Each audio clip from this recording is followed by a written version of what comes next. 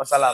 Makanya ulama mengatakan, i'lam bi anna min tamamil imani bihi sallallahu alaihi wasallam.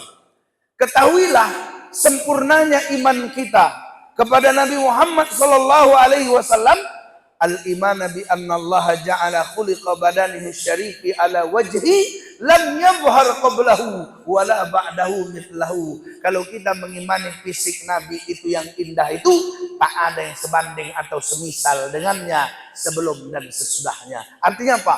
Kalau adalah manusia paling tampan dari berapa miliar manusia itu, itulah Rasulullah sallallahu alaihi wasallam.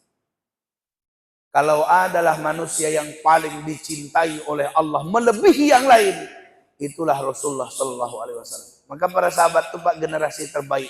Kenapa? Karena mereka bisa bertemu dengan Rasulullah sallallahu alaihi wasallam. Tapi saat itu kenangan tinggal kenangan. Benarlah kata ulama, akan ada masa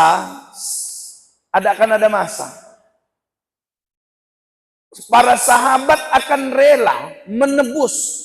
Para sahabat itu rela menebus dengan hartanya, dengan kekayaannya, dengan jabatannya, bahkan dengan orang-orang tercinta. Mereka rela mengikhlaskan semuanya. Yang penting mereka bisa menatap wajah Nabi sekali saja setelah itu. Tapi ternyata mereka tak bisa menatap wajah Rasulullah sallallahu alaihi wasallam. Maka para sahabat begitu bingung dengan keadaan ini. Fatimah ada di sisi Nabi ketika Fatimah wafat. Saat itu Fatimah udah lebih tegar, udah lebih kuat dibanding tadi sebelum Nabi wafat. Karena sebelum Nabi wafat, Nabi udah berbisik kepada Fatimah anaknya.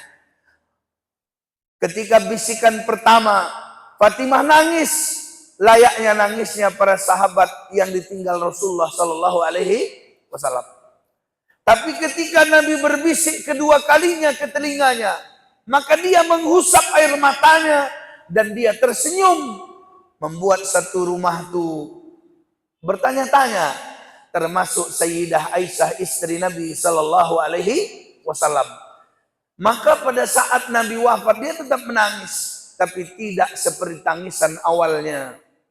Kenapa? Ada rahasianya. Saat itu Ibunda Aisyah bertanya kepadanya, wahai anakku, aku melihat engkau dibisikkan oleh ayahmu, dan saat itu engkau menangis. Tapi kulihat pula dibisikkan kedua, saat itu engkau tersenyum. Aku bingung, kenapa ada kesedihan dengan kebahagiaan begitu dekat sekali. Maka saat itu apa kata Sayyidah Fatimah anaknya Nabi sallallahu alaihi wasallam?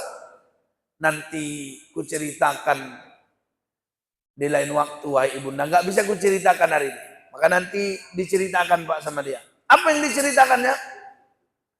Wahai ibunda, pada bisikan pertama, saat itu ayahku berbisik kalau dia akan wafat. Dia berbisik ke telingaku bahwa malaikat Jibril biasanya mengkhatamkan Al-Quran di hadapanku dalam bulan suci Ramadan itu sekali. Tapi Ramadan semalam 2 kali nak. 2 kali, biasanya sekali. Ini 2 kali. Kalau memang biasanya ada yang diberikan Allah pilihan kemudian dia memilih, maka ternyata pilihan yang diterima oleh seorang hamba yang soleh adalah menghadap kepada Tuhannya. Kemudian yang tadi mengetuk pintu itu adalah malaikat maut. Maka saat itulah menangislah Fatimah karena dia merasa bahwa ayahnya akan pergi meninggalkannya selama-lamanya. Fatimah ini anak yang paling berbakti. Bisa jadi teladan bagi kita lah. Kenapa? Karena walaupun sudah menikah, dia begitu perhatian dengan orang tuanya. Dia selalu ada ketika ayahnya membutuhkannya. Dia tak pernah pula menjelekkan suaminya kepada ayahnya. Tak pernah menceritakan kurang suaminya kepada ayahnya. Sehingga apa? Saat itu memang luar biasalah hubungan Ali Fatimah dengan Rasulullah sallallahu alaihi wasallam. Maka kemudian kata Sayyidah Fatimah, di saat itu ayahku mengatakan seperti itu, hancurlah hatiku, nangislah dia. tapi dibisikkan kedua. Aku tersenyum karena Rasulullah Shallallahu Alaihi Wasallam, ayahku, mengatakan yang paling cepat menyusul kematianku setelah ini dari keluargaku adalah engkau, wahai putriku tercinta. Artinya Rasul ngasih tahu sama dia, setelah ini nanti nggak ada keluarga darah Nabi segala macam ini, baik itu sepupu yang meninggal, kecuali Fatimah duluan meninggal dunia. Maka nanti 5 bulan atau 6 bulan setelah Nabi wafat, Sayyidah Fatimah pun meninggalkan dunia ini, Pak. Maka jamaah sekalian yang dimuliakan Allah Subhanahu wa taala, udah terang, Pak ya? Macam mana Bapak bilang belum, orang aku nengok kok. 3 menit lagi, Pak, 3 menit. Ini aku simpulkan dulu ya. Maka waktu itu Sayyidah Fatimah mengatakan yang berikutnya, setelah dia berbisik aku yang akan meninggalkan dunia ini setelahnya. Kemudian ayahku berkata, aku adalah pemimpin di kalangan para wanita muslimah di masa ini. Artinya apa? Fatimah masuk ke dalam wanita paling sempurna di abad ini.